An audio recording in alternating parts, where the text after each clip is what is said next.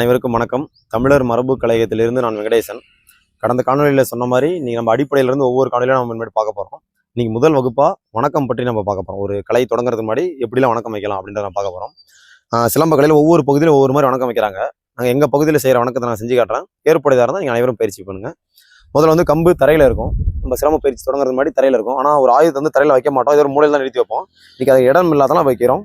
இடது கால் வந்து ஒரு அடி தள்ளி வச்சுக்கிறோம். வலது கால் வந்து பின்னாடி வச்சு ஒரு 2 அடி தள்ளி வச்சு வலது கால் மண்டிடுறோம்.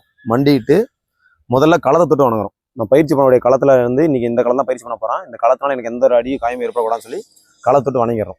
அடுத்தபடியே கம்பு, நீங்கள் நான் சிலம்பம் கற்றுக்கிறது இந்த கம்பு தான் எனக்கு உதவிகரமாக இருக்க போது. இந்த கம்புனால எனக்கு எந்த ஒரு அடியும் காயம் எதுவும் ஏற்படக்கூடாது, நல்ல முறையில் சிலம்பம் கற்றுன்னு சொல்லி இந்த கம்பு தொட்டு வணங்கிடுறோம். வணங்கிட்டு கையில் கம்பு எடுத்துகிட்டு அடி கம்பில் ஒரு ஜான் அளவு இடைவெளி விட்டு, வலது இருக்குன்னா அதில் ஒரு ஜான் அளவு இடைவெளி விட்டு பிடிச்சி வலது கல்குள்ளே மடக்கிறோம். மடக்கி வச்சு இடது கையை வலது கல்குள்ளே வச்சுக்கிறோம். இப்படி வச்சு பிடிச்சிட்டு நிற்கிறோம். இந்த நிலையில் நிற்கிறோம். இது நின்றுட்டு கலைக்கான ஒரு வணக்கம். இந்த கலையை வந்து போற்றி சொல்கிற விதமாக, களம்கான கலைநூறு இருந்தாலும் கலைகளுக்கெல்லாம் தாய்க்கலையாம் சிலம்பத்தை போற்றுவோம், வாழ்க சிலம்பம் வளர்க சிலம்பம் அப்படின்னு சொல்லி இந்த கலையை ஒரு போட்டுறதுமா சொல்லிட்டு எழுந்து பின்னாடி இறக்கின வலது காலை எடுத்து முன்னாடி சம நிலையில் வச்சு நின்றுக்கிறோம். இந்த நிலையில் நின்றுட்டு அடுத்தது ஆசானுக்கான வணக்கம். நம்ம பயிற்சி பண்ணக்கூடிய ஆசானுக்கான வணக்கத்தை நமக்கு சொல்லிக் கொடுக்கக்கூடிய ஆசானுக்கு வணங்குறோம். எப்படி அப்படின்னு பார்த்தீங்கன்னா, ஆசானுக்கு முன்னாடி ஒரு 2 அடி இடைவெளியில் நின்றுட்டு இந்த இடது கால் பின்னாடி வச்சு இந்த வலது காலை ஏற்றி முன்னாடி ஒரு 4 ஜான் அளவுக்கு வச்சு இந்த கம்பு இப்படி நின்றுட்டு இருந்த நிலையிலிருந்து இந்த கம்பை நேராக தோள்பட்டை நேராக ஏற்றி ஆசானுக்கு நேராக நின்றோம்.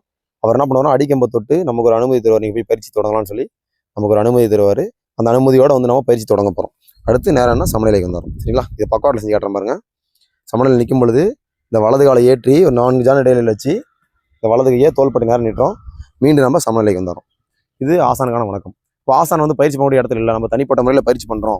அப்போ என்ன பண்ணலாம் அப்படின்னு பார்த்தீங்கன்னா, ஆசான் எந்த திசையில் இருக்காரோ அந்த திசையை நோக்கி, இப்போ எடுத்துக்காட்டுக்கு என்னோட ஆசான் வந்து கிழக்கு திசை நோக்கி இருக்காருன்னா அந்த திசையை நோக்கி என்ன பண்ணலாம், இந்த கம்பம் நீட்டி அவருக்கான ஒரு வணக்கத்தை செலுத்திட்டு மனதளவில் நினைச்சு வணங்கிட்டு அவர்கிட்ட ஒரு அனுமதி வாங்கிட்டு அதுக்காக நம்ம சிலம்பத்தை சுற்ற ஆரம்பிக்கணும்.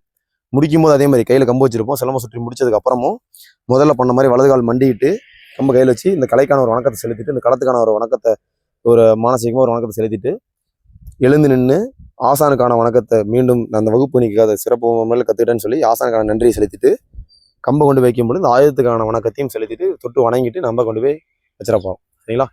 அப்போ ஏன் இத்தனை வணக்கம் பார்த்தீங்கன்னா, வணங்கி வணங்கி வருவதாலேயே ஒருவன் வணக்கத்திற்குரியன் ஆகிறான் அப்படின்னு சொல்லுவாங்க.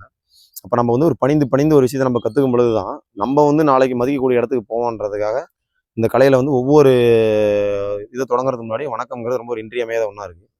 ஒவ்வொரு பகுதியில் ஒவ்வொரு மாதிரி வணக்க முறைகள் வைப்பாங்க. எதுவுமே தவறு கிடையாது, வணங்குறதுன்றது ஒரு சிறந்த விஷயம். ஆனால் சோடிகளில் வந்து என்னென்ன வணக்கங்கள் வந்து முக்கியமாக சொல்லப்பட்டிருக்கு அப்படின்னா, தாய் தந்தை இறை வணக்கம் ஆசான் வணக்கம், இந்த 3 வணக்கங்கள் தான் வந்து ரொம்ப முக்கியமாக சொல்லப்பட்டிருக்கு. அதனால் நம்ம கண்டிப்பாக வணங்கி ஒரு விஷயத்தை செய்யும் பொழுது நல்ல முறையில் நம்ம கற்றுக்க முடியும். தொடர்ந்து பயணிப்போம். தொடர்ந்து ஆதரவு தாருங்க. நன்றி, வணக்கம்.